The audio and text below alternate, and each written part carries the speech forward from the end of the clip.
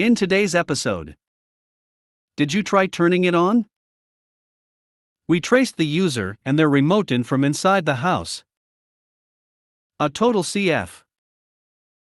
Comprehension as an afterthought. Before we get started, make sure to subscribe so you will never miss a video. So let's get started. Did you try turning it on? Long-time lurker, first-time caller here on the sub.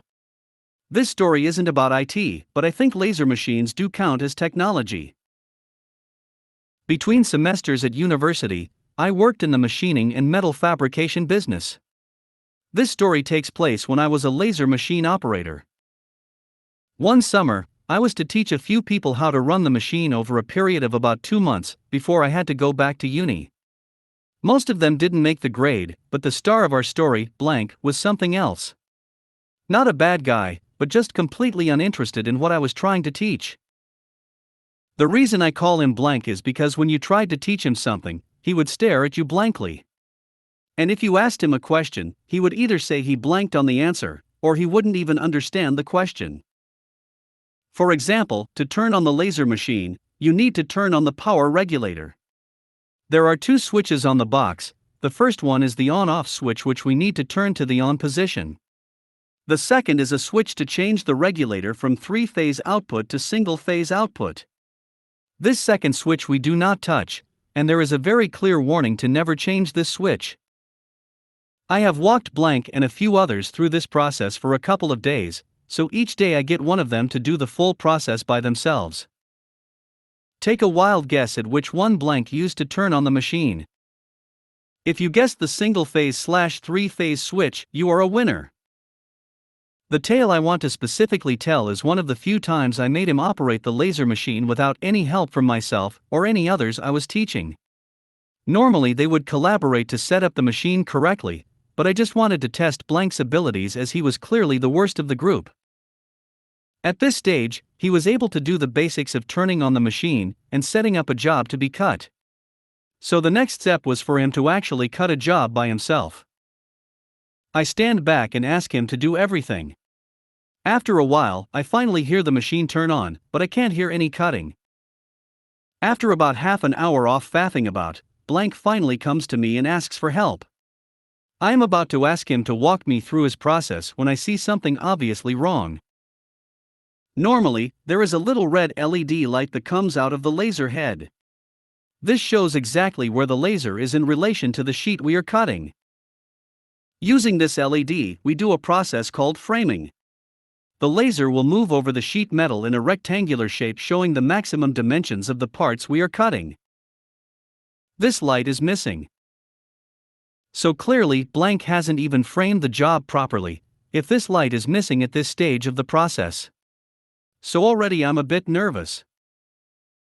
Blank tells me he tried to cut the job, but no beam came out, which explains why there are no marks on the material I asked him to cut. I ask him to turn on the LED light, but when he presses the button, it fails to illuminate. At this point I can clearly see why nothing happened, but I am trying to make this teaching lesson, so I ask him to see why the LED didn't turn on. Blank still has no idea. For his part, all he knows is that he set up the job, tried to cut it, but it didn't cut. And the LED is off for some reason. Next to the LED button, there is a second button that we need to press called shutter. Both buttons light up when active but are off by default. You cannot turn on the LED without opening the shutter. You cannot cut without opening the shutter. And the shutter button is off. No matter how hard I try and guide blank to the correct solution, he always misses this critical point. A closed shutter means no LED and no cutting, but he just cannot see the issue at all. Finally, I just give up and show him the shutter button, which is clearly off. I know I can't teach blank anymore for the day, and just do the job myself. Fortunately for my sanity, blank didn't stick around at our company for too much longer after this. As the summer drew to a close, I was able to train up one guy to operate the machine full-time, and a second guy who would be working part-time. Blank left for greener pastures, with some modicum of success. So good for him, I guess. We traced the user and their remote in from inside the house. So we have a Microsoft Remote Desktop environment complete with RDGW, RDWeb, RDCB, and 6 RDSH servers. There are very few users who would need access to this because most of our employees have laptops with VPN access to the company network. The few who don't, maybe they left their laptop at the office, they use our RDP environment to access one of the RDSH servers for a desktop session. However, there are some users who need to use this to access a workstation at their office or a specific server. To do this, they use the Remote Desktop tab, or use an RDP client to connect to the RDGW, then to the workstation/server of their choice. User: I work from home, and I can't remote into my computer. Me: okay, can you show me the error? User shows error message says resource can't be found. Me: okay, maybe your workstation is off. I'm in the office, so let me know where your PC is at and I'll take a look. User: what do you mean? I have it here. Me: so you're trying to remote into yourself? User: no. I have a work laptop, which has VPN to our office network, and I remote in on my desktop. Me: confused. Okay. Let me get this straight. You have a work laptop with VPN to our network? User: yes. Me: why are you trying to remote in? Can't you use your laptop if you have it with you? User: I mean I can, but I want to use my gaming desktop to work. Me: light bulb moment. So. Oh. Your work laptop and your personal desktop is in the same house but different room, and you want to remote into your work laptop from your personal desktop. User: the laptop is right next to my gaming desktop. I just don't have the space for two workstations. Okay, I'm not going to argue with him, I'm just here to make the user happy, at least for now.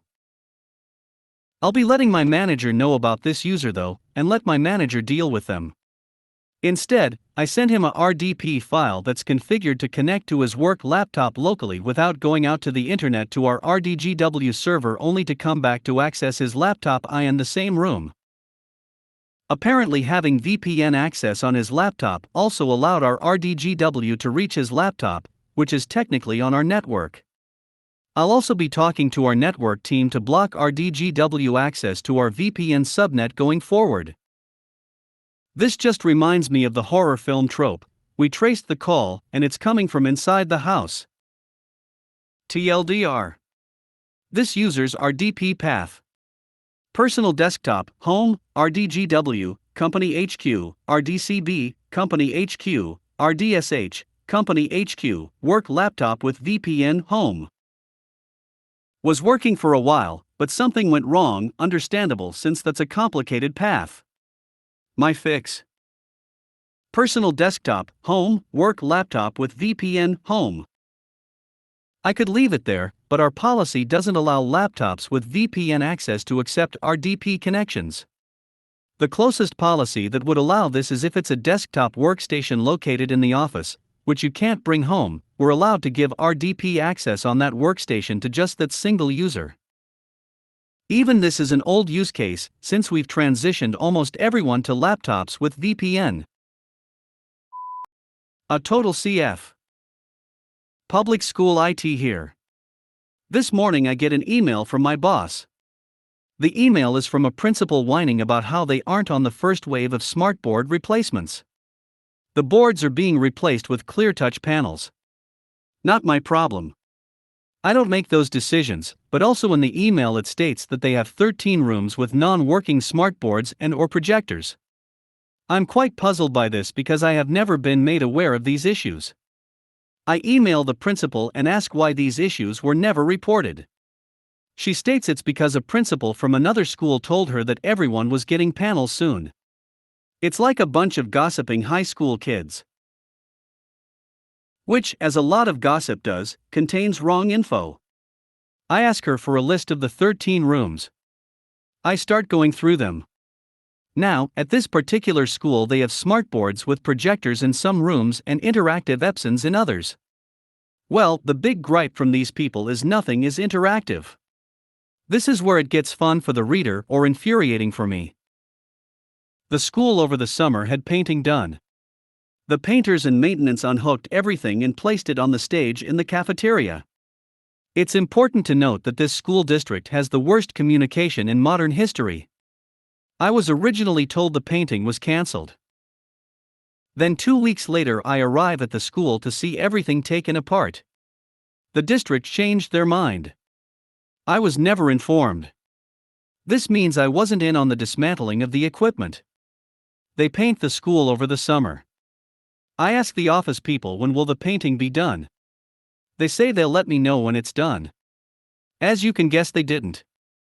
The principal instead had everyone install all of their own stuff. Here's the kicker. They also decided that everyone would change rooms. That's fine. If you put the computers back in their original spots. Nope. She told them to put a sticky note on their PC. Then take their PC to their new room. Thus, if you took your PC out of a room with a smartboard and put it into your new room that has an interactive projector, it won't work because it doesn't have the software or sometimes the proper cabling and vice versa. So, Monday I have a bunch of work to do. Now for a vodka. Comprehension as an afterthought. We got a ticket from the warehouse that was essentially we are trying to process a manifest, but the system says the order isn't released for shipping. I checked and the order had been deleted. It was gone. The warehouse guy had called the shipping system SME shorty after he logged the ticket, which was at the same time I discovered the order was gone. Fortunately, I was able to jump into the call and save the SME from doing any redundant research. Turns out that customer service had informed the warehouse the day before that the order was going to be cancelled. So the warehouse guy had failed to take the appropriate action when CS told them the customer had cancelled the order. Failed to do the most basic research into the status of the order based on a plain language error the manifest system had returned. Fortunately, our boss is getting as sick and tired of holding their hand as we are and doesn't squawk when we CC bosses on the polite "do your job better" responses to this type of "it never should have been a ticket."